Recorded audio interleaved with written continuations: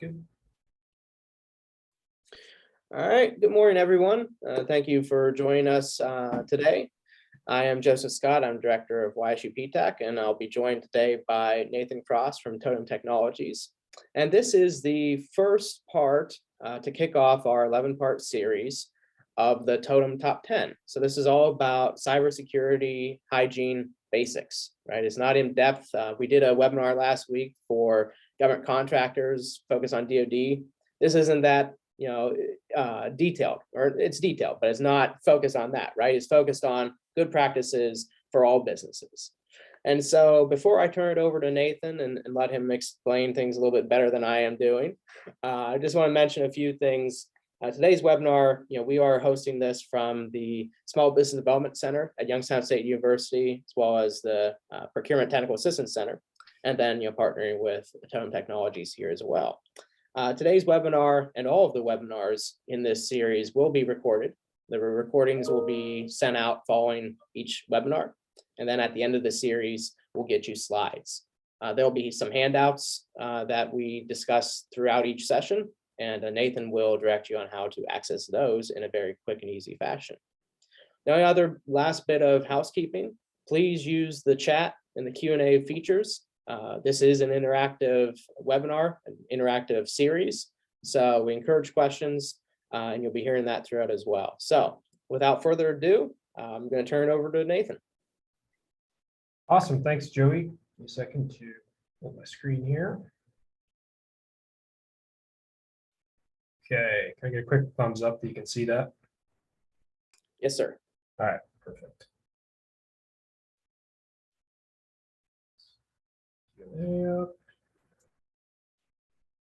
All right, well, good morning, everyone. My name is Nathan, and I'm a cybersecurity engineer with Totem Technologies. I'm very, very excited to be kicking off our Totem Top 10 series with you all this morning. I think we're going to have a great time together. Joey, huge thank you to you and the Ohio SBDC and PTAC for allowing us the opportunity to come and do this. This series is my absolute favorite to present. And obviously, I think there's an incredible amount of value to having this sort of conversation, talking about cybersecurity hygiene, basic cybersecurity best practices. So thanks again for the opportunity to do this. This series really is geared towards those who really just want to learn the most important information for building a successful cybersecurity program in the shortest amount of time. We call these the Totem Top 10, what we would consider to be the best bang for your buck, so to speak, when it comes to cybersecurity. So over the course of the next couple months, we're going to be discussing 10 specific different cybersecurity safeguards and how each specific control can be used to help lower or help mitigate your organization's cybersecurity risk.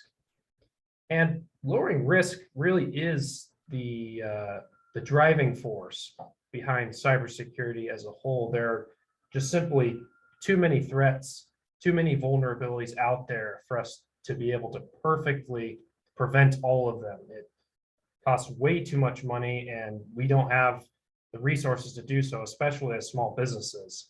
So we need to be looking at these controls through the lens of risk mitigation and not perfect prevention. We are, however, going to spend some time addressing some of the most, what I would consider the most dangerous and most concerning threats and vulnerabilities out there facing us as small businesses, things like phishing, ransomware, social engineering, all of which should be familiar to us because they're huge problems that all of us are facing and must have a prevention plan for. So we're going to be talking about all of these in detail as we sort of work our way through these controls. Joey went over a couple housekeeping items. I would like to do the same real quick. First, a little bit about what you all can expect to gather from this series. If you do attend every single session, you will leave with an understanding of the need for a well-rounded or a robust cybersecurity program within your company, one that incorporates technology, user training, risk management, all of these things with as little resources as possible. You'll also leave with an understanding of some of the most prevalent attacks, threats, vulnerabilities, as I've already mentioned, as well as some ideas for different methodologies to mitigate these risks. You may find me highlighting a recent news article or an attack that's been in the news that I think it would be helpful for us all to know about, or I may demo how an attack actually works and help just give you some sort of actionable insight that you can use right away. And Joey already went over the discussion guidelines. One thing I'd like to add is that if you have questions or topics that interest you that pertain to cybersecurity that you want me to incorporate into this series, feel free to email me ahead of time. My email is nathan@totem.tech, and I'd be more than happy to do my best to do that. Really, by the end of this, it's my goal that we'll all be able to explain and understand cybersecurity like Albert Einstein. And although for now we're probably starting off looking like Charlie from It's Always Sunny in Philadelphia, I appreciate this meme. But so why are we even here? Like, why do you all care about cybersecurity? I'd like to just, as we sort of transition here, I'd like to share just some ugly truths that we, Totem.tech, have observed over the years that really is sort of the driving force for us needing to have this conversation. The first observation that we've had is we, as particularly as small businesses, tend to be way too overconfident in our own cybersecurity. And as a result, we maybe we aren't investing what we should be into it. We've sort of developed our own habits and some of them older habits, and sort of adopted this mindset that, oh, we'll just cross our fingers that nothing bad will happen to us. And as a result, we've sort of left ourselves uneducated on current cybersecurity best practices. Second observation is that our employees typically just aren't trained to spot and handle some of the most basic and also the most dangerous attacks, like phishing, like looking for an insider threat, someone from within an organization who's looking to cause harm to that organization. And this also may be because that we don't have the adequate policies in place that we can even use to educate our users. A third observation that we've had is that our systems are typically completely outdated and not secure, leaving, just on the technology side, leaving us vulnerable to crippling attacks like ransomware or maybe password attacks, different avenues that give adversaries the chance to make their way onto our networks with ease. The fourth observation we've had is that there's this sort of myth going around that hackers just don't seem to care about small businesses because, oh, well, the money's with the big businesses. And there's some truth to this, but I would caution you to really adopt this mindset. I think I would submit to you that actually it's our glaring weaknesses with our cybersecurity that make us prime targets for hackers. Like, think about it. If you were a hacker, would you rather spend all of your time, all of your resources attacking a large company with just the basic cybersecurity safeguards in place, so an adequate level of security, and therefore a relatively low chance of success? Or would you rather attack a small business with no cybersecurity safeguards in place and probably a high chance of success? Obviously, hackers go after both, but I wouldn't buy into the myth that hackers just don't seem to care about small businesses. There is a significant incentive for them to attack us, and they do so regularly. The final, really just ugly truth is that small businesses typically don't have the resources to withstand a well-placed attack. It could prove to be detrimental for small businesses, actually, if they are the victim of a well-placed attack. For example, there was a report that I read recently from the Totem Institute, which is, they basically conduct independent research on data protection and IT related things. And not too long ago, they revealed that the average cost of an insider threat event, so someone within the organization choosing to cause harm to that organization, was around $11.5 million.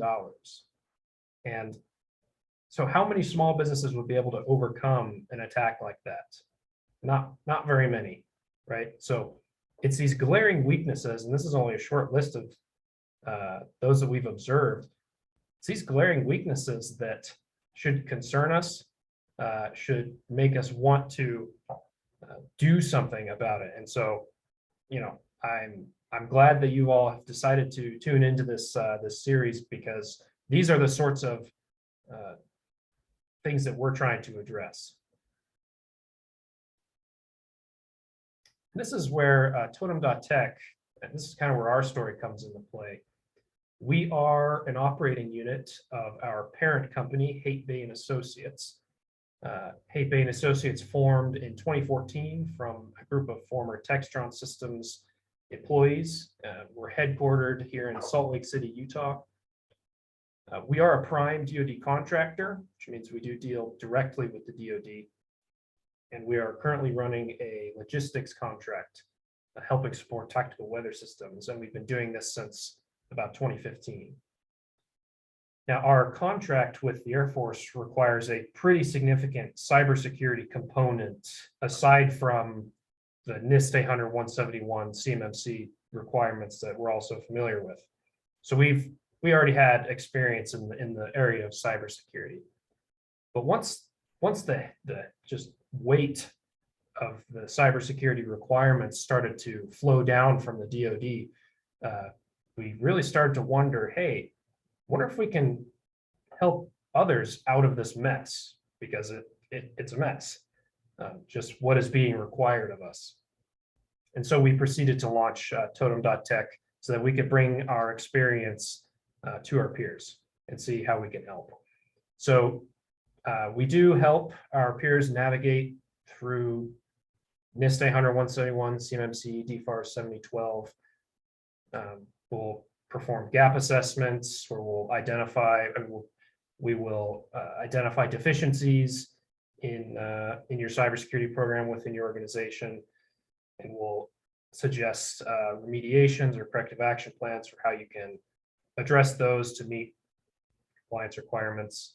We also conduct user and administrator training. We do pretty much anything cybersecurity related that we can to help. Recently, we launched this Totem Top 10 as a way to, like I mentioned earlier, get people the most important information in the shortest amount of time with the fewest resources required to do so. And that's why we're here today. A little bit about me. I received my degree in information systems from Weber State University in Ogden, Utah. If you've never heard of that school, just know that that's where NBA superstar Damian Lillard went, and that's about all we're known for. But my experience is primarily in helping secure DoD IT systems and training small to medium-sized businesses on cybersecurity. I particularly love small businesses. I love helping them just learn how to think about cybersecurity, how to prioritize cybersecurity in an effective manner. Well, this is our Totem Top 10, and these are the controls that we're going to spend the next couple of months really discussing in detail. Although we are going to go in detail with each of these, I'm going to do my best to keep this as out of the weeds as possible. You don't need a background or a degree in IT or cybersecurity to be able to take away a lot from this workshop. We're going to try to just stick to the basics, the things that everyone needs to know. You can basically consider this to be a cybersecurity 101 course, if that helps. I also understand that every organization out there is unique, and these are general best practices. So The first two controls, to know your assets and train your users, I would recommend you implement in that order, but pretty much anything after those first two really could be done in any order you choose. But there is a reason why we listed these in this order, and that's because of this. This table is, in my opinion, extremely painful to look at. But I did want to touch on how we even got to the Totem Top 10 in the first place. Totem Top 10 is not just my opinion. It's actually the culmination of what a number of the world's leading organizations are already saying.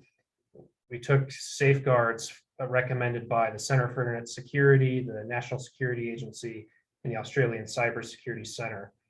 We listed them out and we weight ranked each control. And then once we had that list compiled, we added our own little twist according to things that have been important to us as a small business DoD contractor. And the result was the Totem Top 10. So this isn't just my opinion. This is stuff that is already being said out there. Let's quickly go over our agenda for this series. And I'm going to give just a very brief preview of each of the what each of the sessions are going to look like. So every session is going to start at the same time, about 11 Eastern, and we'll run for about an hour. We're going to keep it nice and easy.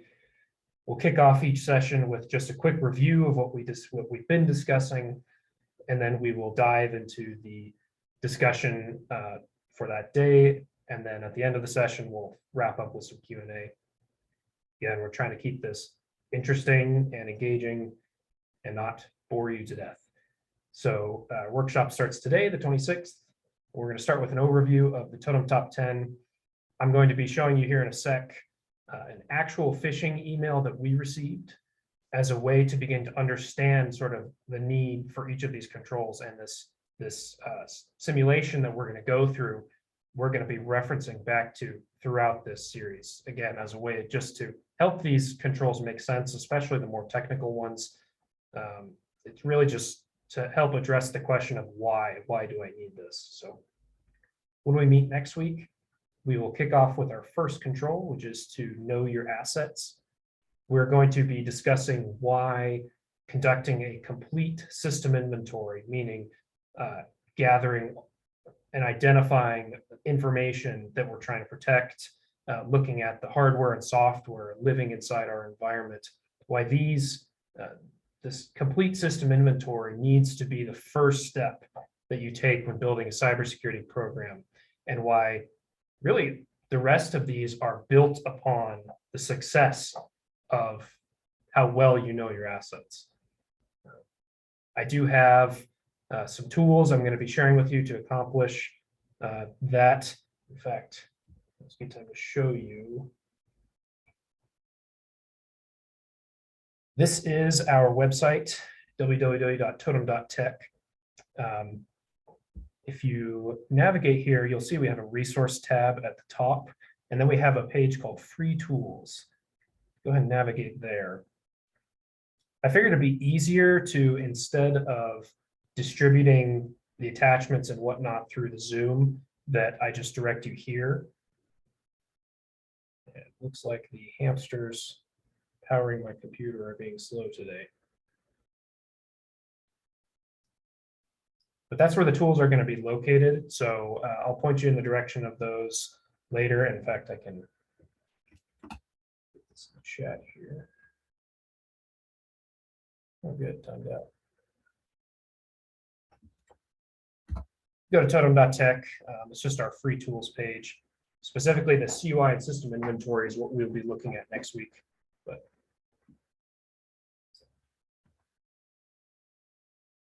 okay. Then on February 9th, we're going to take a look at our second control, which is to train your users. We'll look at why user training is important, but specifically why your users are your most dangerous asset, but can be turned into your most effective weapon in helping prevent cyber threats. We'll explore specific attacks that Your users must be trained to spot, handle, as I've already mentioned a handful of times, things like phishing, insider threat, social engineering. On February 16th, we'll look at our first technology, which is to whitelist software. Whitelisting, which is the opposite of blacklisting, essentially allows you to control what software is allowed to run in your environment. So basically, you say, I want this software to run and everything else to be denied. There's actually ways of implementing that through technology, and it's called whitelisting. I would consider it to be the single most powerful technology out there. And so we're going to be looking at its use then. On February 23rd, we're going to be discussing the need for a routine patching process.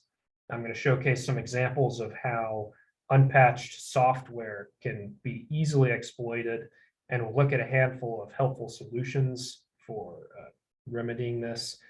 We're going to establish a cadence for what you should expect to be when applying patches. Should it be on a monthly basis? Should it be every week?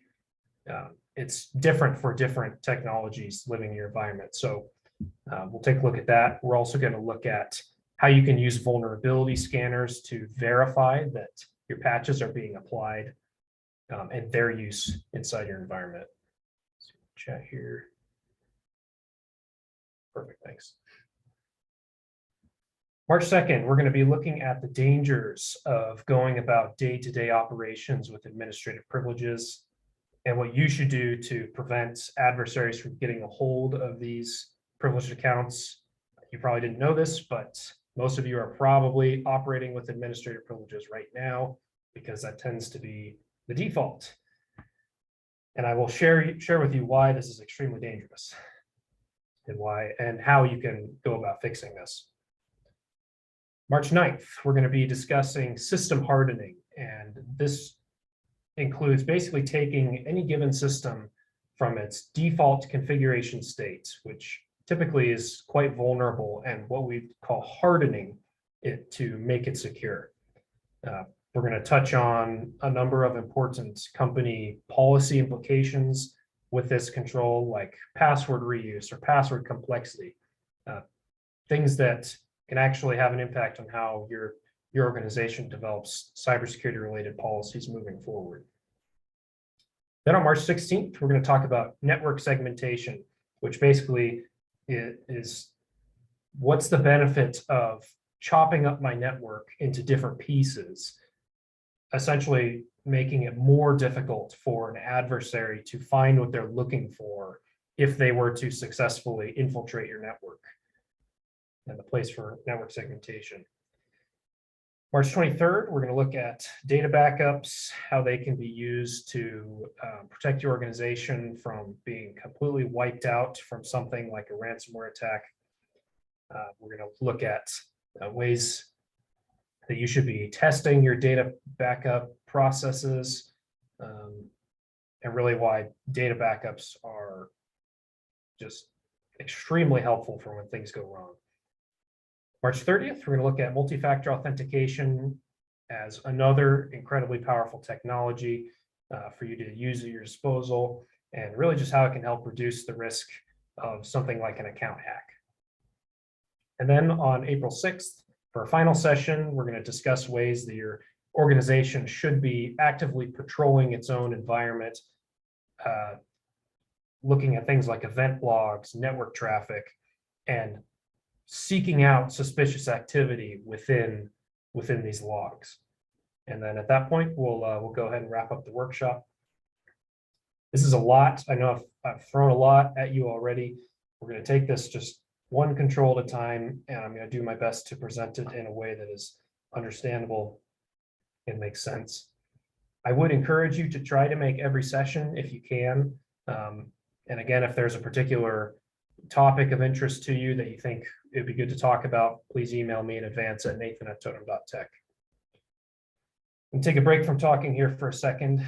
Does anyone have any questions about what our agenda is going to look like, about totem.tech, or about this series as a whole?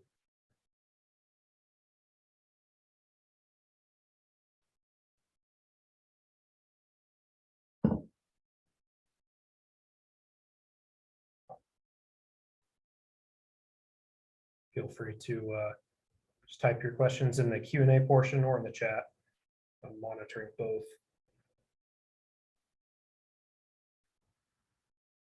Okay, looks like the free tools page is up. So this is what it looks like. Totem.tech/free tools.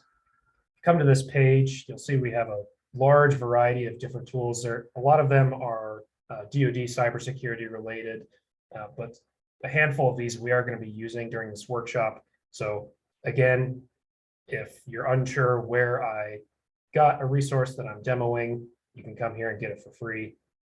So this will be a handy resource throughout the course of the series. Well, let's go ahead and transition here. I don't see any questions, so that's perfect. Let's move into our phishing exercise. Now, as you're probably already aware, phishing is the single greatest threat facing all businesses of all sizes. And so we need to know how to be able to protect ourselves from it. This is an actual phishing email that came to our info mailbox back in 2018. Now, when you look at this email, what sorts of things stand out? Go ahead and take a minute and look over this. And what are some things about this that would raise any potential flags? Feel free to just type them into the chat of what you observe.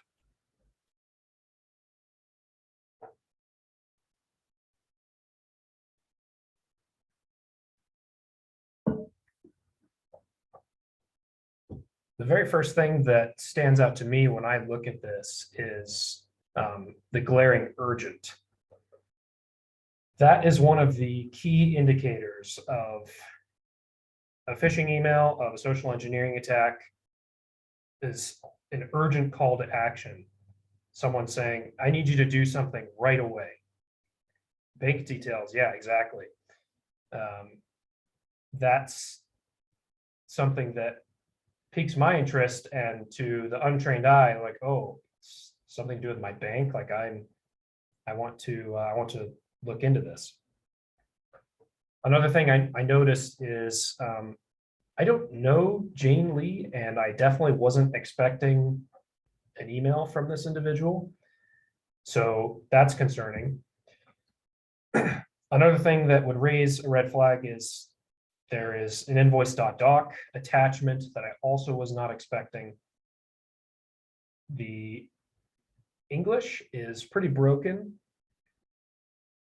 Looks like they use a pretty formal greeting that you don't see very often in emails like this. Let's see, the phone number. It looks like it has an interesting country code that I'm not sure you recognize. That's India, actually. So basically, this was an entirely unexpected message. And as we sort of worked our way through all these things that we noticed that were kind of off with this, we can be pretty confident that this email is not legit, and that's probably a phishing email. And so in most cases at this point, since we were trained to know what to look for and to know what to do, we would simply delete the message and block the sender. But us being cybersecurity nerds, we wanted to know what this invoice.doc attachment would have done if we had decided to open it, or if someone who was not trained opened it. So I'm gonna show you what the end result of clicking on this attachment would have been. I'm going to show you some free tools that you can use to do this yourself, although I would strongly recommend that, again, if you see a phishing email like this, you simply delete the email and block the sender. You not handle rattlesnakes, so to speak, because these attachments can be pretty dangerous. So the tools I'm going to be sharing with you, the first one is VirusTotal. All of these are free and open source, like I said. This allows you to basically just scan suspicious files or URLs. You can also scan IP addresses, domains, and it will just run a quick check against that.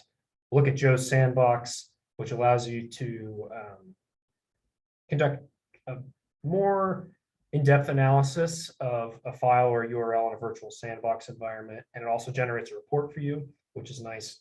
And then any.run we'll look at, which is the most granular of these three tools. It allows you to really drill down and see everything that's going on with a given file, also in a virtual sandbox environment.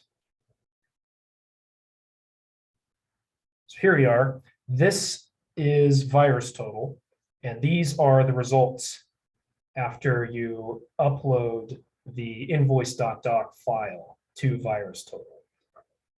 Let me go ahead and put this link in the chat so you can use this yourself.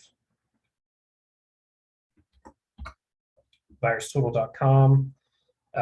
VirusTotal is run by Google. It's a free anti-malware scanning system.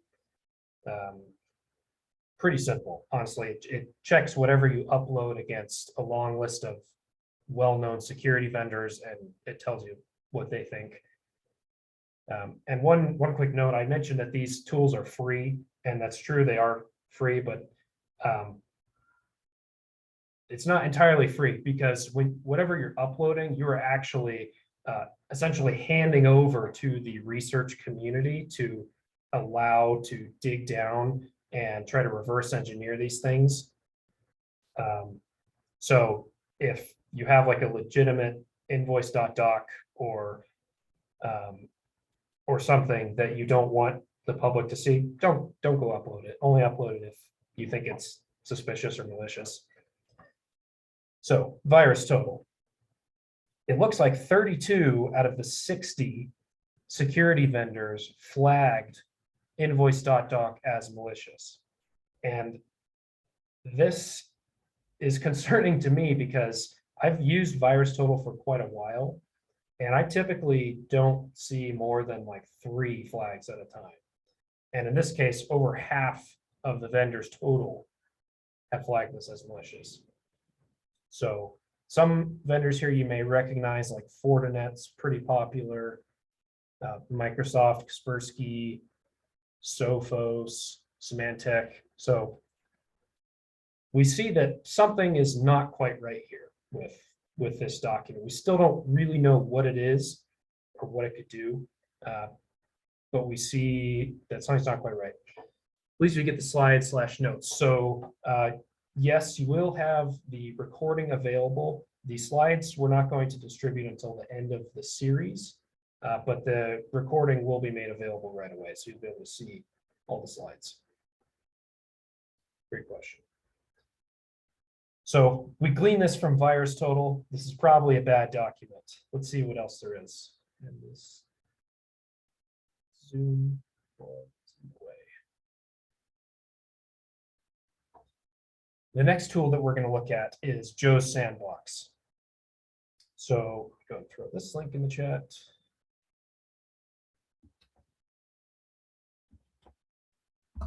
Again, this just allows us to dig down a little bit deeper than VirusTotal. So you'll upload the item and you'll have the opportunity to generate a full report. So go ahead and do that. All right. Lots of red here, as you can see. This sandbox analyzed the file, and it has concluded that this is indeed a malicious document. In fact, it says that with 100% confidence, which you don't see very often. So we know that this is bad. But let's work our way through this and see what exactly is going on. So Joe's Sandbox will list out basically the different processes that have been executed during this, just from opening the document. So first, looks like Word was opened, which is normal. It was a Word document. Looks like some DLL executable was run. Looks like Internet Explorer was run somehow. That's interesting. Excel was looped in there somehow. the equation. So this is EQNet 32. So this is the equation creator editor that you see in like Microsoft Word or Excel that allows you to actually insert equations. So that's unusual, but okay, maybe the Word document had equations in it.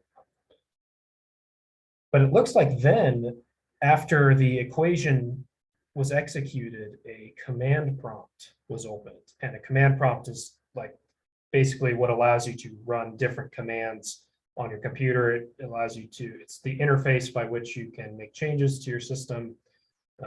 And so it's concerning that a command prompt would be open as a result of that. So we'll continue digging into that. Some A.X thing, not sure what that is. Again, more Excel.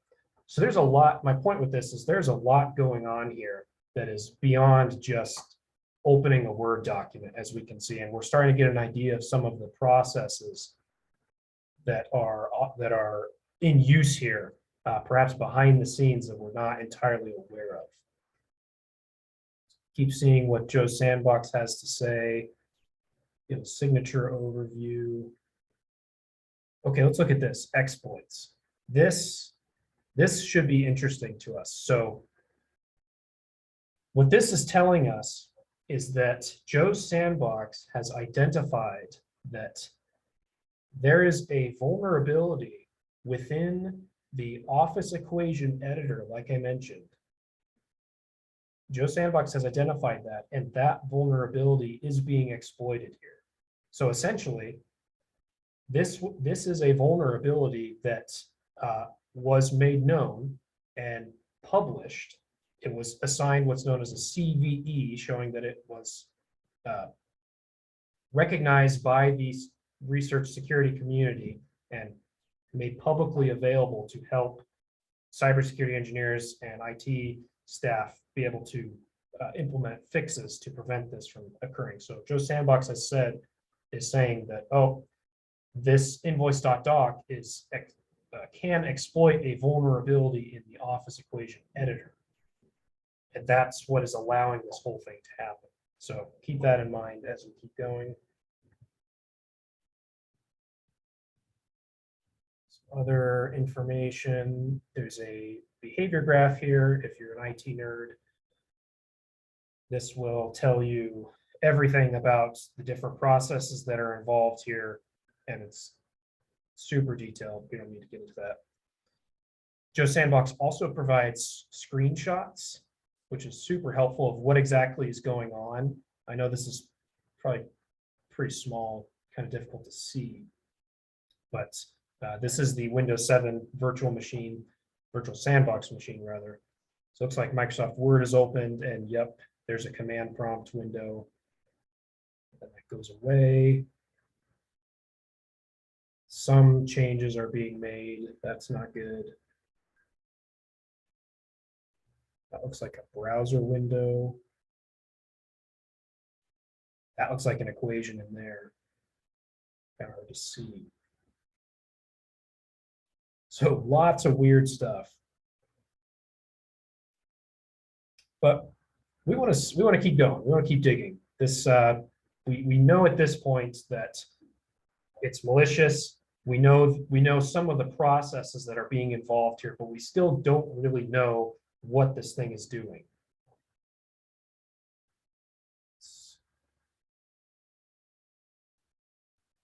All right, so let's jump over to any.run. Throw this in the chat. Let me turn on this Q&A.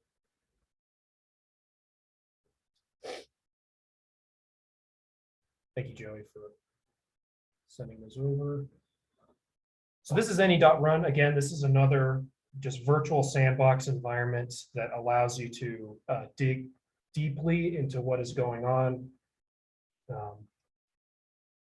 So let's work our way through this. So we see there's the desktop, Microsoft Word, command prompt opens, stuff we're already aware of. And then we see the Word document here.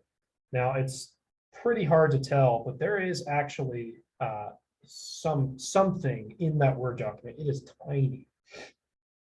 And essentially what that is what's known as a macro. And the macro has been embedded into this Word document. And essentially a macro is like a series of commands that have been like compiled into one function or one piece of code, and that allows you to like automate a given task. So macros are actually incredibly helpful. But in this case, the adversary has embedded a malicious macro into this Word document. And now we can see that we still don't know what it does, but we can see that it's there. So let's take a look at more of what's going on here. So close out these processes. So let's see, HTTP requests. Processes. We'll start with processes. So Word is opened. We know that.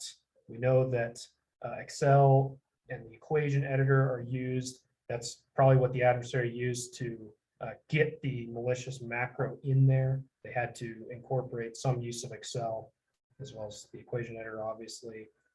Command prompt opens. And this is where things start to get interesting. There is this thing here called a.x, as you can see right here. And what this is telling us is that this thing, whatever it is, connects to the network, is a known threat. As a result, an executable file was dropped and a process has been added to the startup. But how did this happen exactly?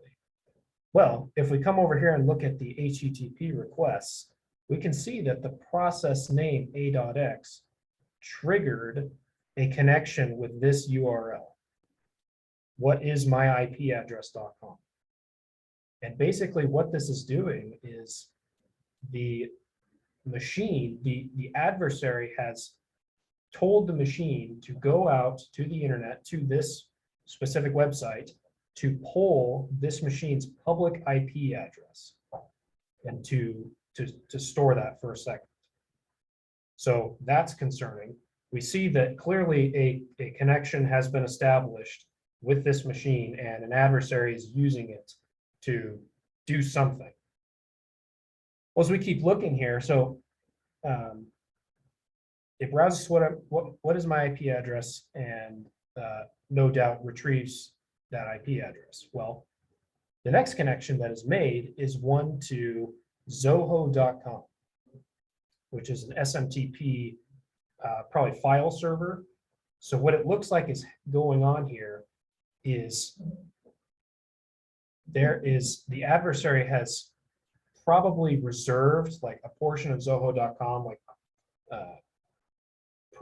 probably purchased an account or something and then uploaded a malicious file to zoho.com.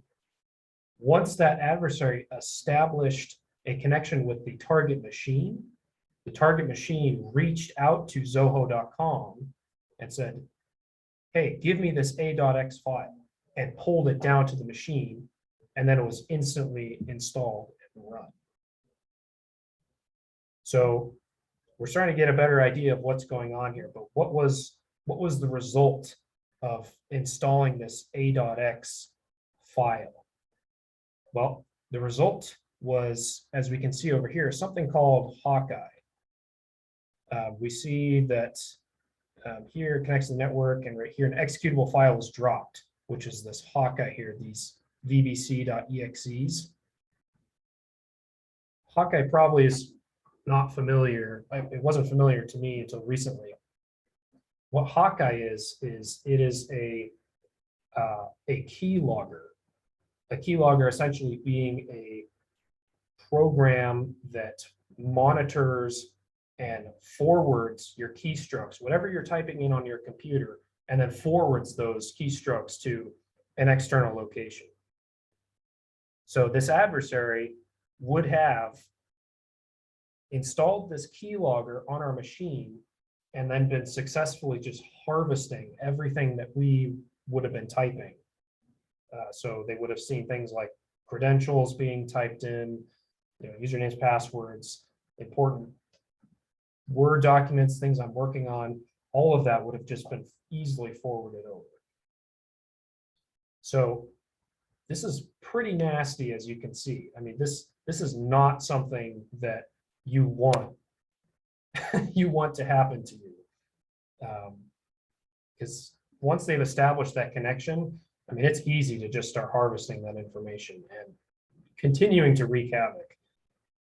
I could see them gaining the information that they want, and since they already have a foothold on your computer, installing some ransomware and encrypting everything, requiring you to pay using Bitcoin or something, and then moving on to their next target.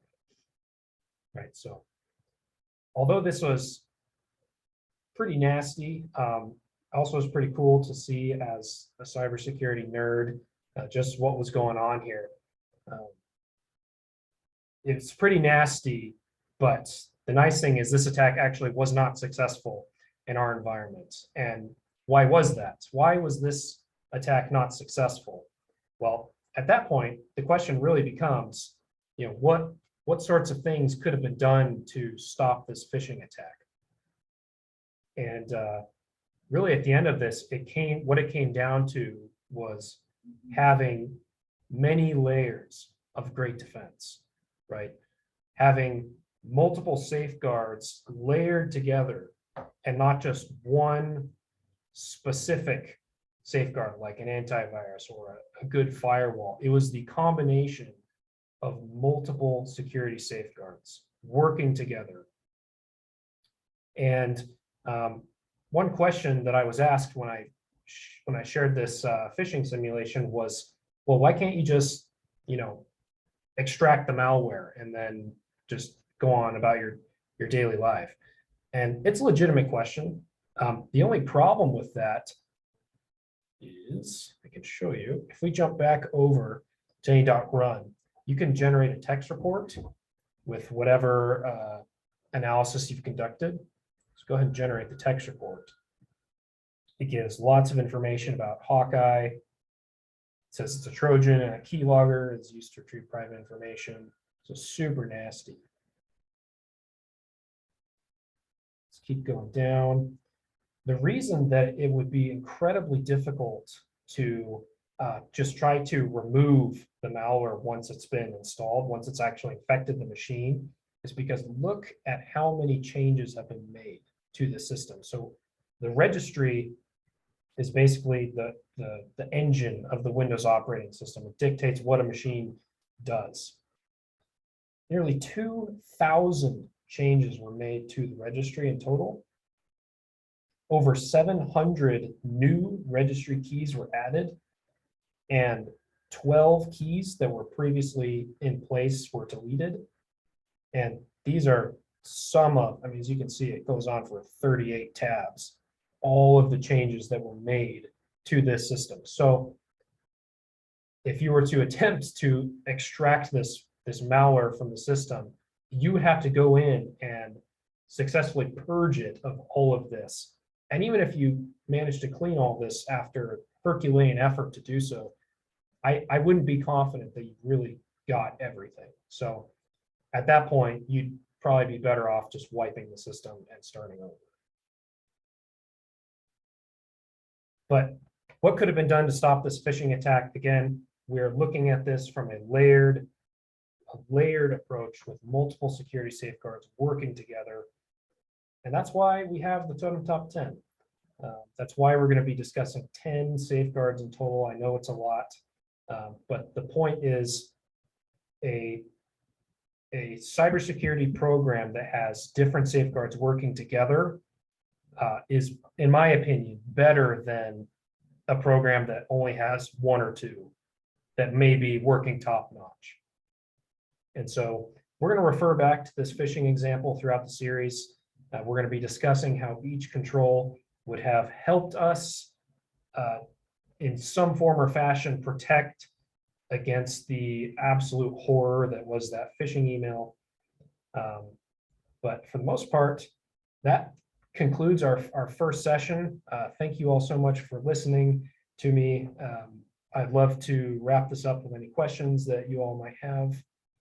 And we'll get on out of here.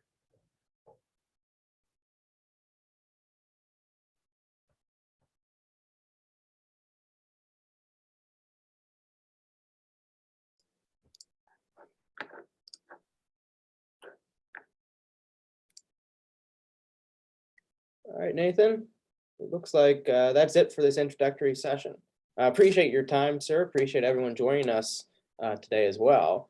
Please remember, come back next week, same time, 11 o'clock to 12, and we'll dive into the actual individual controls, like Nathan said. So we'll dive into more in-depth focus on how to recognize these things and how to prevent them, how to shore up your own system, how to train your own employees as well. So this is great information, at the practical level. So with that said, thank you, Nathan, and thank you, everyone. See you next week.